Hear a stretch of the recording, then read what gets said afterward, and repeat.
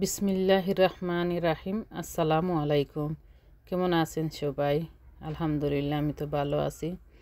তবে আমি গত 2 মাস ভিডিও আপলোড করিনি। আমার অনেক প্রিয় আপুরা আমাকে কমেন্ট করেছেন, আপু আপনি ঠিক আছেন কিনা, সুস্থ আছেন কিনা, ভিডিও কেন দিচ্ছেন না, কি হয়েছে? আমি ঠিক আছি, সুস্থ আছি, আলহামদুলিল্লাহ। আমার কোনো কিছু হয়নি, আমি সুস্থ আছি।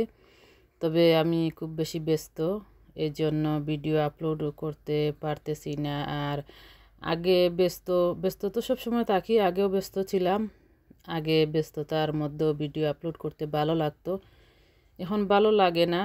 এই জন্য আর দেখা যায় ভিডিও তো এডিট করতে অনেকটা সময় লাগে, এই জন্য ভিডিও এডিট করা হয় না আর আপলোডও করা হয় না। আমার যেসব প্রিয় আপুরা আমাকে কমেন্ট করেছেন, আমার খোঁজ খবর নিয়েছেন, কেন ভিডিও দিচ্ছি না, আপনাদেরকে অসংখ্য অসংখ্য ধন্যবাদ। আপনারাও ব্যস্ত থাকেন, আমি জানি। ব্যস্ততার মধ্যে আমার কথা মনে করেছেন, কমেন্ট করেছেন। অনেকে তো মিস করেছেন, বলছেন আপু মিস করতেছি আপনাকে, ভিডিও কেন দিচ্ছেন না। আমি তো এমনিতেই সবসময় ব্যস্ত থাকি। আগে যে ব্লগগুলো আমি আপলোড করেছি, অনেক ব্লগে আমি বলতাম যে আমার বাচ্চারা 4 জন বাচ্চা স্কুলে যাচ্ছে। শাশুড়ি যদিও আমার সাথে আমার ঘরে থাকেন না, আমার ঘরের কাছে থাকেন। শাশুড়িকে লুক আফটার করা অনেকটা আর কি আমার করতে হয়। আর এখন হচ্ছে আমার শাশুড়ির ঘরে একজন লোক ছিলেন, মহিলা রেখেছিলাম। উনি চলে গিয়েছেন বলতে আর কি উনাকে আমরা আর কি দিয়ে দিয়েছি। যাই হোক, কোনো একটা কারণে ওনাকে দিয়ে দিয়েছি।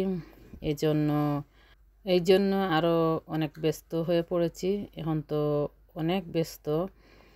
তবে চেষ্টা করব আর কি মাঝে মধ্যে এইভাবে আপনাদের সাথে থাকতে। আর আপনাদের ভিডিও আমি চেষ্টা করি মাঝে মধ্যে দেখার। ইউটিউবে সবসময় যাওয়া হয় না, খুব কম ইউটিউবে যাই। এই কয়েকদিন অনেক আপুদের কথা আমার মনে পড়েছিল, যে আপুদের ভিডিওগুলো দেখতাম। আমি ওই দিন হচ্ছে কিছু কিছু আপুদের চ্যানেলে গিয়ে, আমার ভিডিওর কমেন্ট থেকে আর কি চ্যানেলে গিয়ে কিছু ভিডিও দেখে এসেছি। একটু ফ্রি ছিলাম আর কি।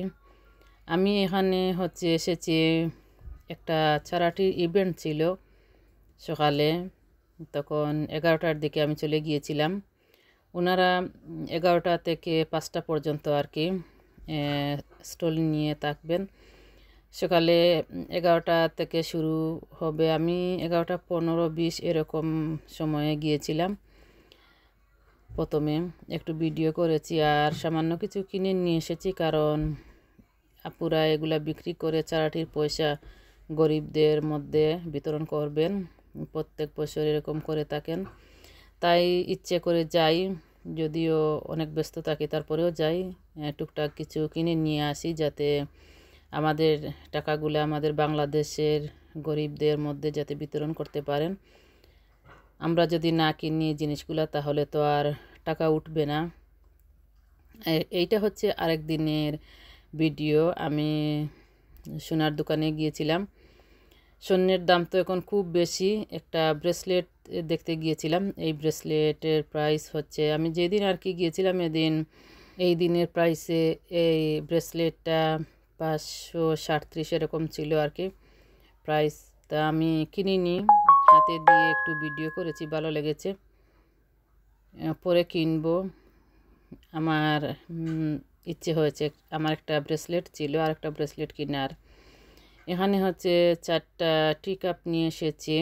এগুলা দেখে আমার খুবই ভালো লেগেছে ডিজাইনটা, এজন্য নিয়ে এসেছি 4টা। এক একটা কাপ 1 পাউন্ড করে, আমার কাছে খুব ভালো লেগেছে, তাই 4টা নিয়ে এসেছি। আর এই ভিডিওটা অনেক দিনের আগের। আরও কিছু 2-4টা জিনিস নিয়ে এসেছি। এই যে আমরা সিলেটিরা এটাকে আগরবাতি বলি, শুদ্ধ ভাষায় কী বলেন জানি না।